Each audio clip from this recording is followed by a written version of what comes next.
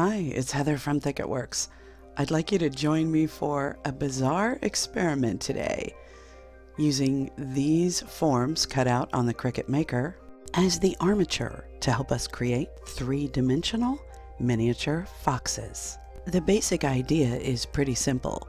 We create a framework using, in this case, lightweight chipboard, around which we can add a sculpting material, making it super easy to get relatively accurate forms quickly.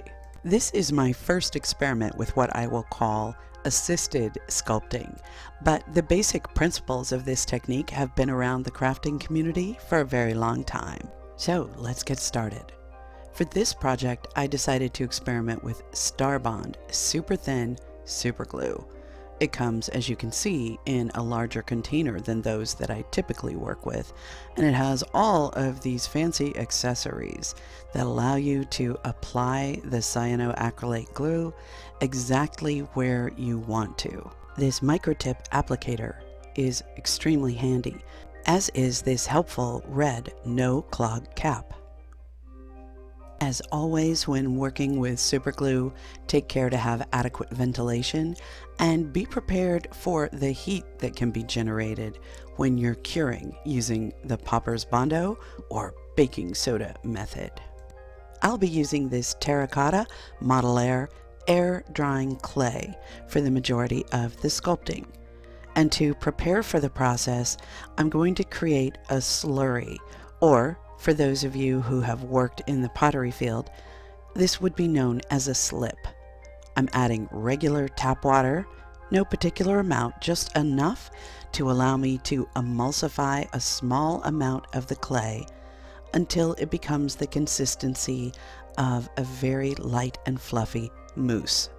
This will come in handy when we begin to sculpt.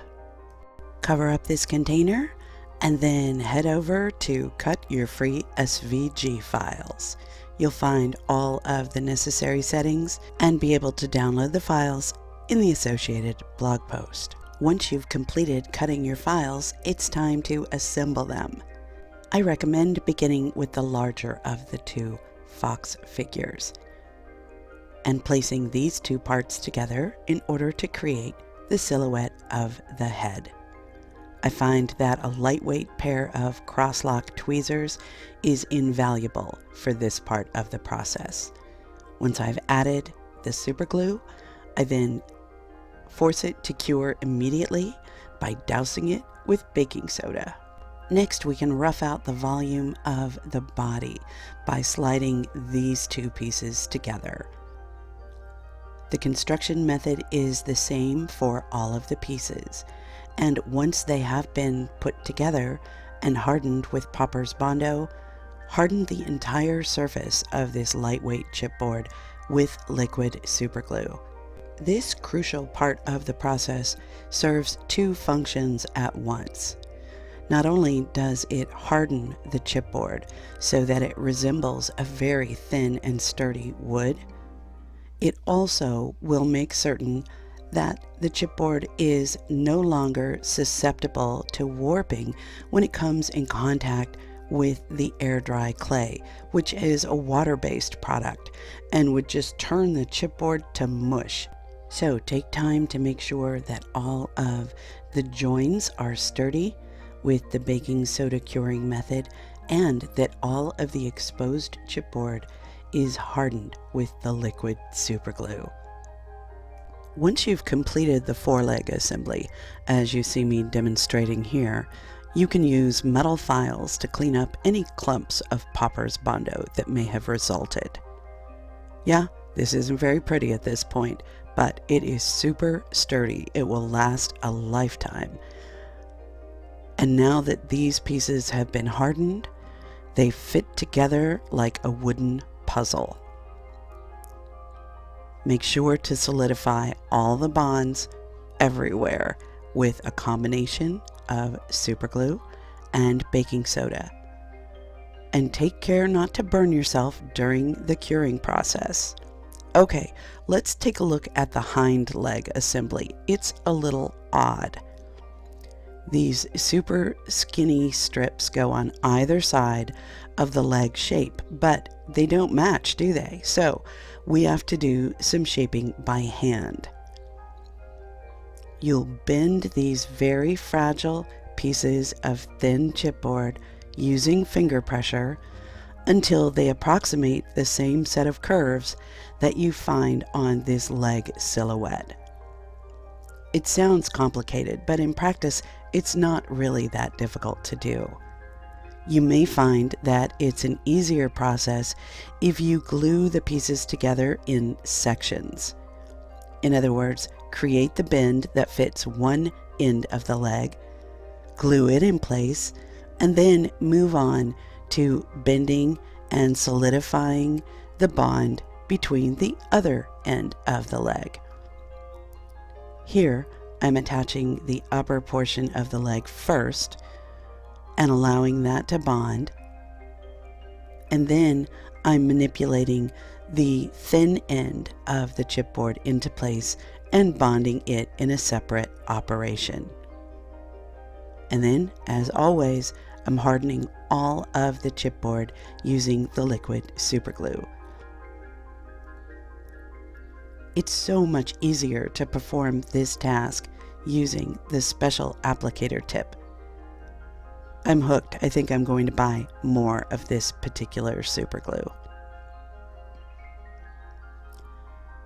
Once the hind leg assembly is complete, you're going to join it to the rest of the body and solidify everything with baking soda. The last piece of construction is to add the tail. There are two parts to the tail. One gets added on either side of the hindquarters, and then they get glued together, creating a sort of sandwich around the spine of the fox. And of course, we solidify and harden all of the chipboard with more superglue and baking soda. This piece is already incredibly sturdy, but just wait until we finish sculpting over this armature. It's amazingly tough. To begin the sculpting process, I like to add a layer of thinned PVA glue to the substrate and then just smear it around using an old paintbrush. That's going to help this air-dry clay bond to the armature. The process is very straightforward. We're taking small lumps of clay and pressing them into the hollows between the ribs of the armature, and then using our fingertips to smooth out the clay until it's even with the surface of the edges of each fin of the armature. As you work with this process, you'll see it's virtually foolproof. Even I can sculpt something that looks halfway recognizable when I have an armature that's this detailed to work over. To fill out the head, add little lumps of clay behind each of the ear portions. Press them firmly into place and create as smooth a transition as you can by blending backward onto the shoulders and upward onto the tips of the ear forms. Even if you have no experience sculpting at all, I think that you'll find that this is an enjoyable process and results in a tiny fox that has a lot of charm. You needn't worry about being very proficient at sculpting at all. What you're doing is following an outline, sort of like coloring in a coloring book, only with three-dimensional forms. Now, I'm not saying that my little fox forms are perfect, not by any means, but I think that they do help to create that recognizable silhouette. There's one half of the face, And now we're adding another lump of clay to the other side, and I'm doing my best to keep things symmetrical. I decide to add a little more clay directly under the lower jaw and then smooth that into place as well.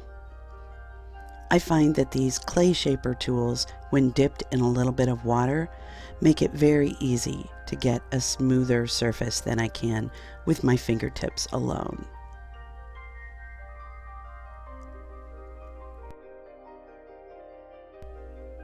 A fox's head has a sort of typical and recognizable triangular shape to it, and I'm doing my best to replicate that shape by carefully smoothing the surface of the clay with this clay shaper tool,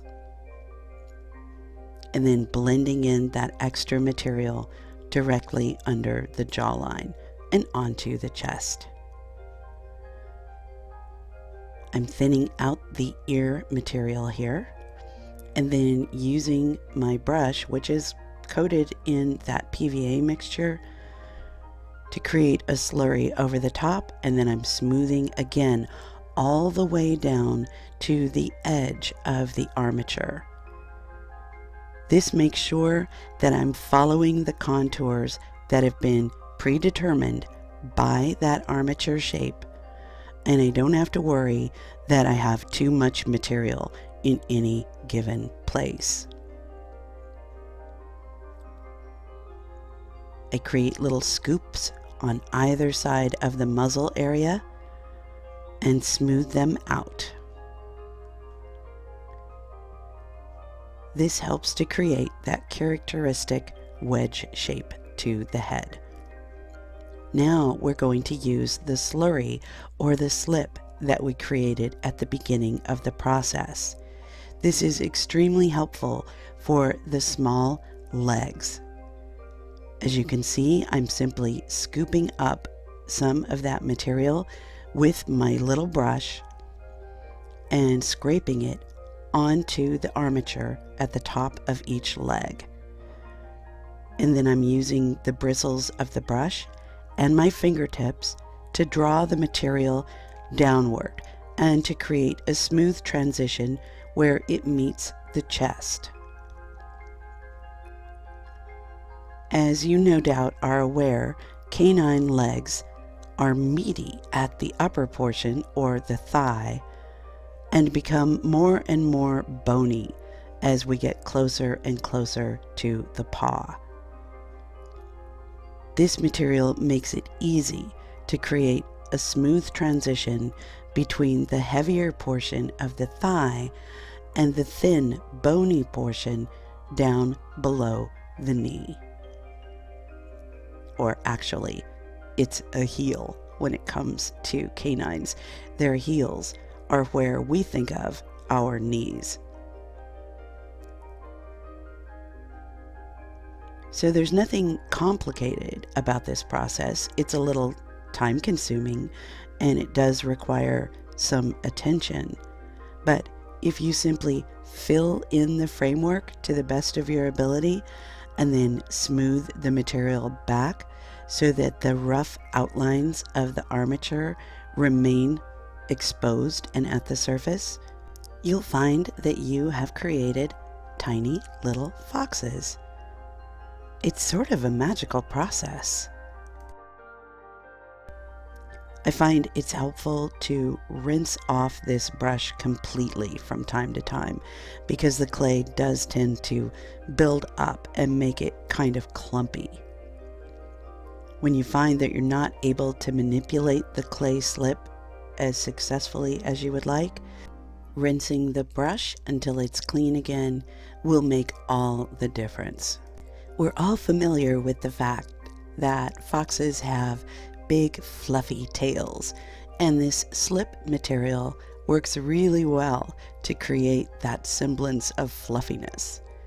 Just pile it on with your brush and manipulate the surface so that it undulates in an organic fashion. Yes, it's goopy, and yes, it will take quite some time to cure, but the end result is really worth it. So there's one half of the tail completed, and I will just repeat the process on the other side.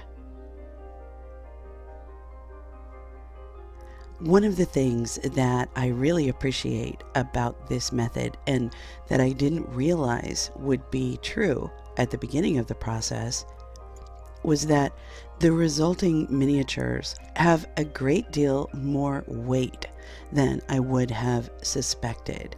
And personally, I like that. One of the things that's very challenging to me about working with miniatures is that they are so very lightweight. These little figures, when they're completed, have a real feeling of substance to them, and I like that.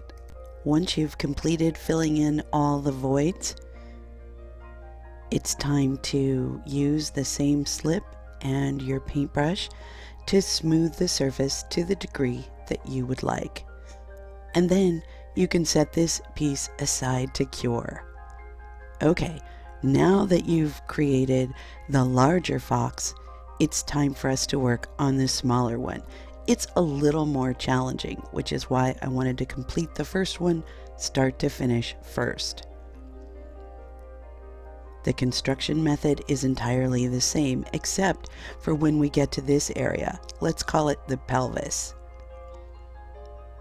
The legs are inserted on either side and glued into place. And you may want to tilt them slightly so that they're splayed apart at the top. Then the pelvis fits into the body of the little fox. Now we can work on the front leg assembly, and you can remove any residual fuzziness with a lighter. We're slipping those little leg cross pieces up the foreleg silhouettes, just as we did with the larger fox. And then, of course, gluing them into place. The pieces are very delicate at this stage, so take care and get the placement exactly the way that you would like before solidifying everything and adding super glue over the top.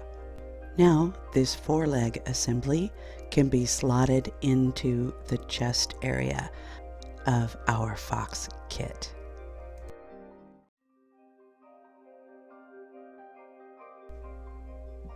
There.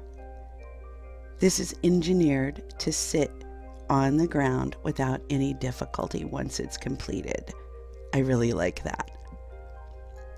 Now, for a variation, before you harden everything with the super glue, you could add a slight bend in the neck so that the little fox kit's head is tilted to one direction or the other.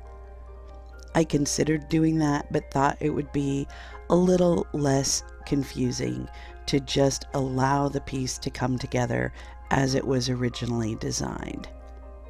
There, the tail is now in place.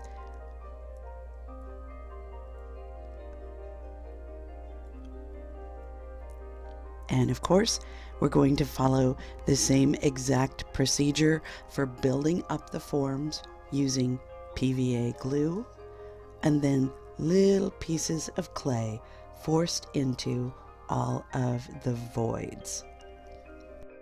I'm beginning with the hind leg assembly here and filling in those areas between the torso and the outer contour of the thigh.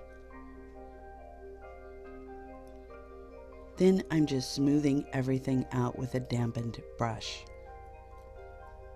Next, I'm working on building up the forms at the back of the head.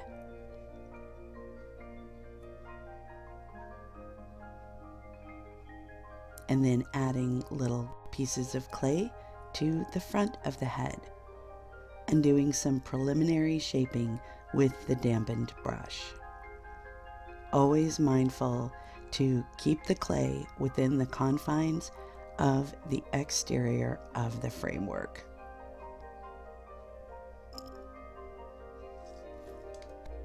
You may find it helpful, as I did, to look up a series of reference images via Google. This helped me to understand when I had added too much material to any given area and how much I needed to remove.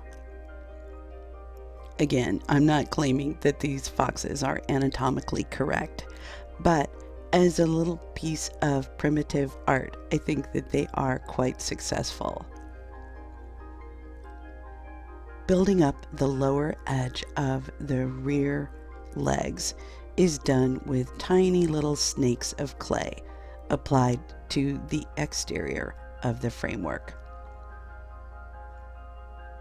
And last but not least, that fluffy tail. This little guy is so cute. Okay, I let mine dry overnight in a warm, dry environment, and then the next day, I also cured them in my oven for 1.5 hours with the oven set to 180 degrees. If you're not comfortable curing your little sculptures in your oven, I totally do not blame you. I will tell you that there were no discernible fumes whilst I did the curing, and I definitely felt comfortable enough. Yes, this is the same oven that I cook supper in, so if you don't want to do that, don't do it, but make sure to allow plenty of curing time. You want the clay to be bone dry before we move on to the next series of processes. So whether you cure in the oven or whether you simply allow the clay to air dry for an extended period of time is completely up to you. I do a lot of weird things, and I don't expect you to feel comfortable doing all of them. All right, let's get back to the process. Once the pieces are fully cured, they are remarkably sturdy. I was really surprised at how strong they turned out. In fact, you'll see me being pretty rough with them here, beginning by filing away the bottom of the feet using a heavy metal file. I smooth out the bottom of both of the figures. And then it's really just a question of determining where you believe that some of the contours need to be corrected. Be careful not to scrape your fingers using the files. It can result in a painful abrasion. I switch back and forth between large full-size metal files and little tiny needle files. And then once I'm happy with the contours that I've created, I scratch a texture into the upper portion of both figures using a sturdy needle tool. There's nothing terribly sophisticated about this technique. I just want to indicate the direction that the fur might lie. And then finally, I make some finishing touches to the faces of the figures using needle files. Here you see me thinning out the ear shapes. It's important to place a barrier between the dried air-dry clay and the subsequent layers of paint. I'm using clear gesso for this process. That will seal the clay and keep it from being reactivated by the moisture in the paint. Any good quality clear sealer should do the trick. To begin the process of painting the figures, I'm going to add the white highlights following the guide of the reference photos that I have just off camera here. This is under the chin and about, maybe 1/3 of the way up the sides of the cheeks. And then I fill in the white bib area. It's remarkable how this tiny amount of paint can already help to distinguish this as a fox. A tiny bit of white at the end of the tails also helps us to recognize that typical fox coloration. Now, I'm a stranger to miniature painting. In fact, as I think about it, this is one of the very first times I've ever attempted it. So I invested in these little detail brushes, and I'm doing my best to maintain a steady hand to call out these white edges on the ears. Next, I'm applying a soft yellow to the upper portions of the heads, the bodies, and the tails of each of the figures. Now, foxes aren't yellow, of course, but I do want there to be a lighter glow in these areas. Subsequent layers of paint will be placed over the top, but there will always be a slight lighter, richer tone to the areas that have had the yellow undercoat applied. Next, I'm going to add the dark points to the paws of the figures, and this begins by adding pure black at the base of each of the feet.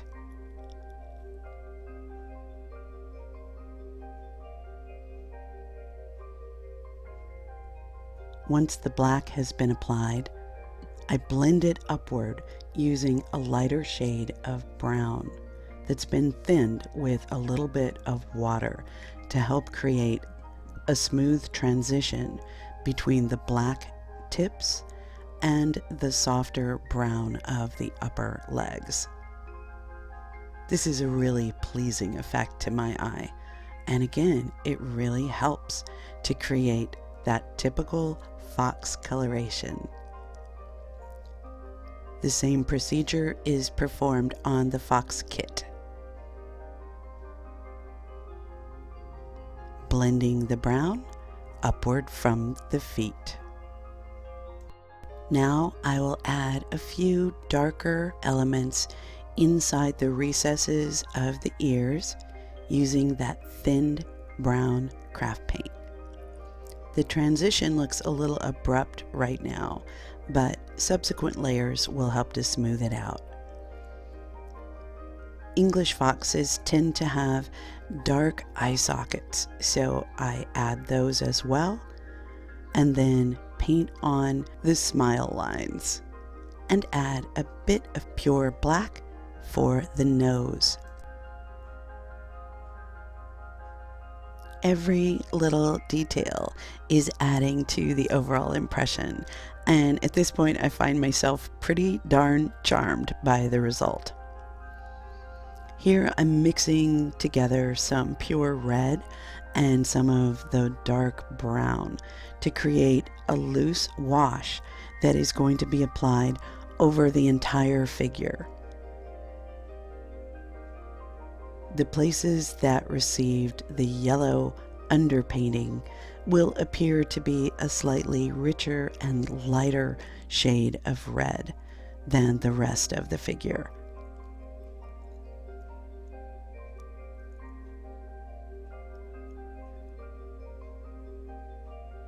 I'm taking care to make sure that I get the pigment into all areas, and then I gradually darken the areas at the base. This wash dries extremely quickly, so it's easy to go back and add additional layers in a very short amount of time and build up the effect very quickly. Mixing more of the same brownish red wash and applying it to the adult fox figure.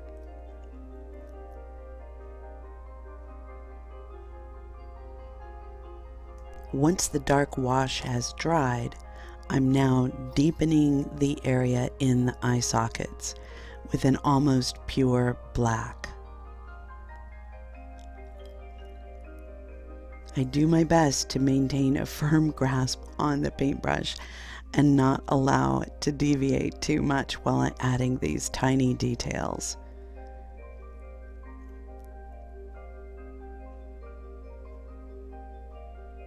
I'm adding little feathery strokes to help blend out the areas where the fur color transitions from one to the next. And just a few little details on the faces as well.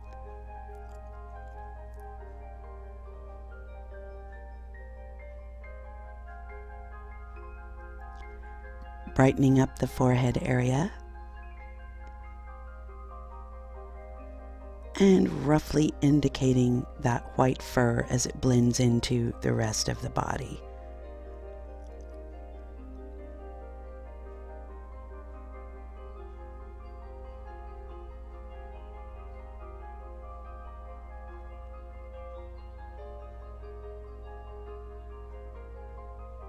Adding a few more areas of rich pigment to soften up those transitions. And then finally using a soft white dry brushing technique over the entire surface in order to take advantage of the texture that was scratched into the surface earlier. Now, this results in a beast that looks a little more like a timber wolf than a fox because of the change in coloration. But an additional wash will be applied over the top and blend that white color back to a more natural fox tone.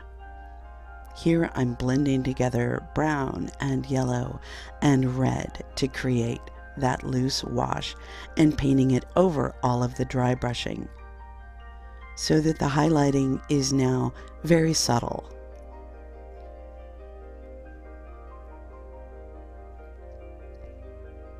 The final touch is to reinforce the dark areas on the faces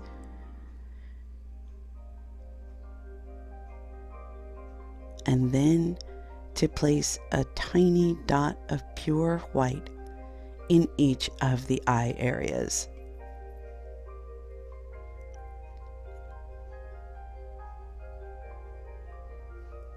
Once the white has been applied, the figures just seem to burst into life. They don't really require any additional finishing, although if you choose to, you could spray them with a good quality clear matte spray. These charming inhabitants of the secret garden are the final installment of this series. It has been a joy from the very beginning. Yes, there are things that I would do differently now, but that's the creative process. We learn as we go, and hopefully we improve over time. That's certainly my intention. I hope that as you have followed along this journey through the Secret Garden diorama build, that you've learned and enjoyed yourself as much as I have. Thank you so much for hanging out with me today. Until next time, bye.